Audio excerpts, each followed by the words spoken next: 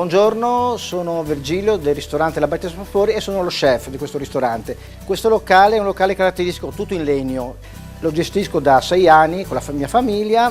Prepariamo di piatti per clientela di base selvaggina, cacciagione e della pasta fatta in casa.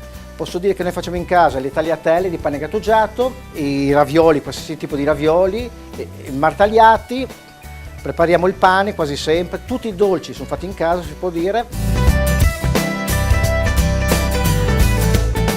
Questo qui è un risotto con i porcini e le quaglie. Ho fatto prima un ragù con le quaglie, ho preso 2 quaglie, un po' di sedano, delle carote, delle zucchine, della cipolla. L'ho fatto rasolare con un po' di vino bianco, una cottura velocemente, quelli 12 minuti.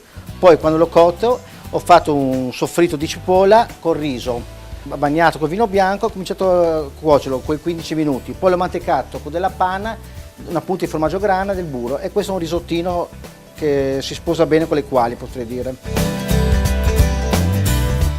Del cervo con la polenta, della polentina con l'oca, patate d'oca e la ricotta affumicata sopra. Poi ne facciamo anche come facciamo tutti i dolci, potete vedere questa qui è una millefoglie che ha presentato qui l'Elisa, fatta con una pasta di savoiardi, della crema di mascarpone e delle fragole, ecco.